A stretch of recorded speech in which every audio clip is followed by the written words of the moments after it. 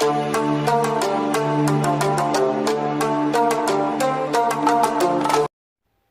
दोस्तों, welcome to Uttarakhand समाधान। तो दोस्तों आज है हमारा कवि परिचय भाग 2। तो दोस्तों जानेंगे आज हम छायावादी कवि सुमित्रा नंदन पंत के बारे में, क्योंकि दोस्तों ये तो हमारे हिंदी के सिलेबस से महत्वपूर्ण है ही, लेकिन उससे भी कहीं ज़्यादा हमारे महत्वपूर्ण बनता है हमारे लिए, हमारे उत्तराखंड की दृष्टि से। क्योंकि दोस्तों हमेशा यहाँ से प्रश्न पूछा जाता है और पूछा भी जाएगा, ऐसी उम्मीद है हमारे आयोग से। तो फिलहाल जो भी है बातें करेंगे हम, इनकी जो हम डिटेल पढ़ेंगे वहीं पर ही। तो बाकी आप लोग साथ बनाए रखें। मैंने पहले ही बोला है कि जिसने भी अभी तक चैनल को सब्सक्राइब नहीं किया है वो कर लें, क्योंकि अभी तो शुरुआत है। क्योंकि अभी तो बीपीडीओ एग्ज़ाम लगभग मई में होना है, तो तब तक आपको बहुत कुछ देने का मेरा विचार है, लेकिन आप लोग सहयोग करेंगे तो तब। चलो शुरू करते हैं आज के इस महत्वपूर्ण सीरीज को।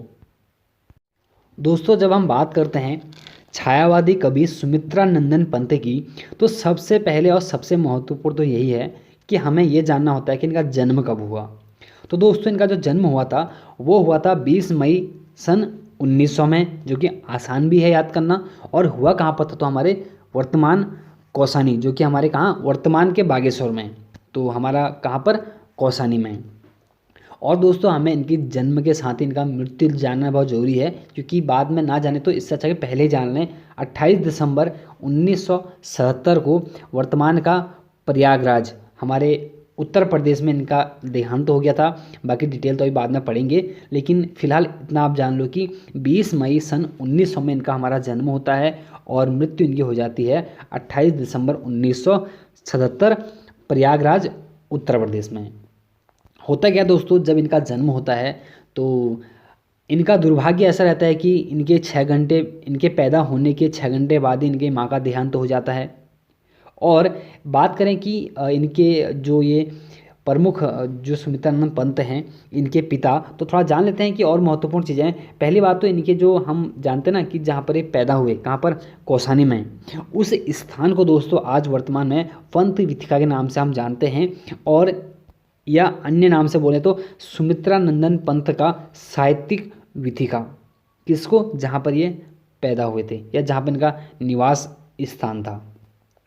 अब थोड़ा सा बात कर लेते हैं आगे। दोस्तों पहले इनके पिता जान लेते हैं, पिता कौन थे इनके। दोस्तों इनके पिता थे गंगादत्त पंत। यह दोस्तों 8वीं संतान थी इनकी। और हुआ क्या, मैंने बता दिया आपको कि इनके पैदा होते ही 6 घंटे बाद माँ का देहांत हो जाता है। और दुर्भाग्य से दोस्तों कुछ जब ये थोड़ा बड़ा जैसे जैसे बड़े होते जाते हैं, लेकिन कर्ज में डूबने के कारण एक समय बाद इनके पिताजी का भी देहांत हो जाता है, ऐसा हमें उल्लेख देखने को मिलता है। और दोस्तों इनकी माता कौन थी जिनका देहांत हो गया था, वो थी हमारी कौन, सरस्वती देवी। तो इनका पालन पोषण इनके दादी ने ही किया। ये तो चलो ठीक है, वो तो करना ही था फिर ना, लेकिन जो महत्वपूर्ण है कि इनके माता का नाम और पिता का नाम आप लोग जान लें। और दोस्तों इनका जो मूल नाम था वो था हमारा गोसाई दत्त या गोसाई दत्त।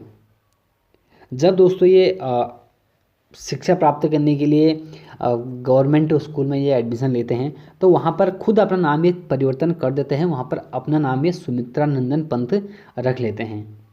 और दोस्तों लोग इन्हें प्यार से बुलाते थे गुसें या सें, क्योंकि ये तो हमारे एग्जाम में पूछा भी गया है कि सुमित्रा नंदन पंत को लोग किस नाम से बुलाते थे, तो गुसें या सें। और इनका मूल नाम क्या था, तो गोसाई दत्त या गोसाई दत्त। और दोस्तों कुछ और महत्वपूर्ण है, कुछ इनके और उपनाम महत्वपूर्ण है दोस्तों, जैसे कि हम इनको जानते हैं प्रकृति का चितेरा या प्रकृति का चतुर चितेरा। मैंने आपको थंबनेल में ही दिखाया था, वहाँ पर लिखा था ना कि प्रकृति का चितेरा करके। तो दोस्तों ध्यान देना आप लोग, इनका ही उपनाम है प्रकृति का चितेरा या प्रकृति के चतुर चितेरे। और इनको हिंदी साहित्य के विलियम वर्ड्सवर्थ के नाम से भी इनको जानते हैं। लेकिन दोस्तों इनसे भी और ज़्यादा महत्वपूर्ण है कि लक्ष्मण व मुकुल भी इनका ही उपनाम था दोस्तों। इनको हिंदी साहित्य में लक्ष्मण व मुकुल के नाम से हम जानते हैं। और दोस्तों इसके बाद क्या हुआ, इनको ये थोड़ा होता है कि भटकते भुटकते, कभी किसी से मिले कभी किससे मिलना होता है। अब दौर ऐसा चल रहा था कि महात्मा गांधी जैसे इनके सामने ही थे, सब ना आमने सामने ही सब कुछ चल रहा होता है, जवाहरलाल नेहरू, महात्मा गांधी, तो सबसे इनकी मुलाकात होती रहती है। तो एक समय ऐसा होता है कि हमारे जाते हैं अरविंदो आश्रम में, थोड़ा व्याख्या कर लेते हैं उस पर। जब ये अरविंदो आश्रम पहुंचता दोस्तों, वहीं पर ही इन्हें क्या होता है कि आध्यात्मिक चेतना का इनका विकास होता है। तभी से ये दोस्तों रचनाएं करना शुरू कर देते हैं, कविता लिखना शुरू कर देते हैं, नाटक लिखना चालू कर देते हैं। कब? जब इनको आध्यात्मिक चेतना का विकास होता है, और वह स्थान था हमारा श्री अरविंदो आश्रम। अब दोस्तों दो महत्वपूर्ण चीज़ें हैं, एक तो हमारा अरविंद आश्रम हमारा ये हमारे नैनीताल में, और एक हमारा अरविंदो आश्रम हमारा कहाँ? पांडिचेरी में। तो कहीं ना कहीं दोस्तों इन दोनों में से एक ही वैसा स्थान होगा जहाँ पर इनको आध्यात्मिक चेतना का विकास हुआ था। तो मुझे तो जहाँ तक लगता है वह यह वाला अरविंदो आश्रम या अरविंद आश्रम था। कौन सा? पांडिचेरी का। लेकिन आप लोग जान लें, देखो दोनों तो एक साथ ऑप्शन हो नहीं सकते हैं, क्या नैनीताल होगा क्या पांडिचेरी होगा। लेकिन आप एक बार देख लेना जरूर कि अरविंद आश्रम हमारा कहाँ? नैनीताल में भी है और पांडिचेरी में भी है। अब थोड़ा हम जान लेते हैं इनके कुछ प्रमुख कार्यों को। जैसे कि दोस्तों इनका कर्म क्षेत्र था हमारा अध्यापन, इन्होंने अध्यापन का भी कार्य किया, इन्होंने लेखन का भी कार्य किया, लेखक भी थे, ये एक महत्वपूर्ण क्या थे हमारे? कवि भी थे। तो सबसे पहले तो ये जानना है कि इनकी पहली रचना दोस्तों, इनकी पहली हमारी जो रचना होती है वो था तंबाकू का धुआं, जो कि इन्होंने 1916 में इसकी रचना की थी। लेकिन दोस्तों कहीं ज़्यादा महत्वपूर्ण बढ़ती है इनकी जो महत्वपूर्ण बनती है वह है इनकी प्रथम कविता। यह दोस्तों ने लिखा था गिरिजे का घंटा, जो कि इन्होंने 1916 में ही इन्होंने ये भी लिखा था। तो कहीं ना कहीं आपको ये तो याद हो जाएगा कि इनकी प्रथम रचना और प्रथम कविता दोनों आप एक साथ याद रख लेना। और दोस्तों जो आज का ट्रेंड बन चुका है हमारे आयोग का, प्रश्न पूछने का, कि पूछता है कि लिख देगा कि सुमित्रा नंदन पंत का उपन्यास कौन सा है, या पूछ देगा कि उपन्यास जो है किसका है ना। तो ध्यान देना आप लोग, इनका प्रसिद्ध उपन्यास है उसका नाम है क्या हमारा? हार। और दोस्तों इनकी एक कहानी है, प्रसिद्ध कहानी, वो है हमारी क्या? पानवाला। तो ये तो दो महत्वपूर्ण थे, उपन्यास और हमारे कौन से? पानवाला। लेकिन अब हमें पता है कि सुमित्रा नंदन पंत क्या थे? हमारे छायावादी कवि थे। तो हमें ये जानना बहुत जरूरी है कि इनके जो छायावादी काव्य थे वो कौन कौन से थे। जो इनकी जो छायावादी काव्य की बात करें दोस्तों, जो पहली रचना इनकी थी छायावादी काव्य में वो थी उच्छ्वास, जो कि इन्होंने लिखी थी 1918 में। लेकिन इसके बाद तो लगातार ये लिखते गए दोस्तों, ऐसी ऐसी रचनाएं की कि इतिहास रचते गए। लेकिन हमें पहली तो याद फिर भी रखनी ही है, कौन सी? उच्छ्वास 1918 में। उसका दोस्तों कुछ और महत्वपूर्ण जैसे क्या ग्रंथि, वीणा, पल्लव, गुंजन, युगांत, युगवाणी, ग्राम्या, सभी दोस्तों एग्जाम में कभी ना कभी पूछी गई हैं। आप एक बार फिर से इनको याद कर लेना। ठीक, फिर से बोल रहा हूँ, ग्रंथि, वीणा, पल्लव, गुंजन, युगांत, युगवाणी, ग्राम्या, स्वर्ण किरण, स्वर्ण धूलि, स्वर्ण काव्य, उत्तर वाणी, पतझर और लोकायतन। दोस्तों ये सब के सब महत्वपूर्ण हैं। आप लोग दोस्तों कहते हैं ना गांठ बांध लेना। तो दोस्तों एक तो इसको हो गया, और इन सभी को दोस्तों, क्योंकि काफ़ी महत्वपूर्ण है दोस्तों आने वाले एग्जाम के लिए। उसका दोस्तों हमें ये भी जानना जरूरी है कि छायावत्तर युगीन काव्य रचना, इसमें दोस्तों हमारी सबसे महत्वपूर्ण है हमारी ये शिल्पी, अतिमा, कला और बोड़ा चांद और सत्यकाम। अगर मैं कहूँ तो सबसे ज़्यादा और भी महत्वपूर्ण कौन सा है तो दोस्तों वह है कला और बोड़ा चांद। यह इन्होंने रचना की थी 1959 में, क्योंकि दोस्तों इन्हीं को इसी रचना के लिए हमारे सुमित्रा नंदन पंत को साहित्य अकादमी पुरस्कार मिलता है, कला और बोड़ा चांद के लिए। रचना की थी उन्होंने 1959 में, और ठीक एक साल बाद दोस्तों इनको हिंदी साहित्य पुरस्कार मिल जाता है। कब? 1960 में। हम आगे जानेंगे, लेकिन फिर भी जानना एक बात जरूरी था। इनके नाटक थे दोस्तों कुछ प्रमुख हमारे ज्योत्सना और रजत शिखर और शिल्पी सौवर्ण। हमें दोस्तों एक चीज़ और ध्यान देना है कि ज्योत्सना दोस्तों शुद्ध में लिखा भी ऐसे ही जाता है, क्योंकि एग्जाम में ये भी आता है। और इनकी कुछ आलोचना थी, जैसे कि आलोचना की बात करें तो हम गद्य पथ, शिल्प और दर्शन, छायावाद, पुनर्मूल्यांकन। तो दोस्तों छायावाद से तो आप याद कर लें कि किसकी रचना है? हमारे सुमित्रानंद पंत की है। लेकिन छायावाद, पुनर्मूल्यांकन आपको ये भी ध्यान देना है। और दोस्तों इनकी एक आत्मकथा थी, यह दोस्तों ये भी जानना जरूरी है। जैसे कि कौन सा हमारा 60 वर्ष एक लेखांकन, यह ना 1960 में लिखी थी। इसका नाम ही क्या है? 60 वर्ष एक लेखांकन। मैंने कहा इनकी एक उपन्यास थी, हमारा क्या था उसका उपन्यास, इनका प्रसिद्ध हार, अभी दिखाया था ना मैंने आपको, ये दिखाया, मैंने बताया था आपको, देखो ये उपन्यास इनका हार था और कहानी इनका क्या था, हमारा पान वाला था। और अब मैंने कहा आपसे प्रसिद्ध इनकी आत्मकथा, वो क्या थी दोस्तों, 60 वर्ष से एक लेखांकन। इन तीनों को दोस्तों आप नोट करते हुए चलना। और दोस्तों इनके बाद मतलब इन रचनाओं के बाद कुछ और भी महत्वपूर्ण जानना बहुत जरूरी है हमें पंत जी के बारे में। पहला कि इन्होंने रूपाब पत्रिका का संपादन इन्होंने किया था 1938 में। ये तो आप याद कर ही लें, क्योंकि ये कहने वाली बात नहीं है कोई कि ना कि याद करें नहीं करें, वरना क्योंकि बहुत महत्वपूर्ण है। और दोस्तों जिन्होंने पत्रिका का संपादन किया था वह इन्होंने किया था कुंवर सुरेश सिंह के आग्रह पर, ठीक। और यहीं से इनकी ज़िंदगी में कुछ बहुत सारे चेंज हुए थे।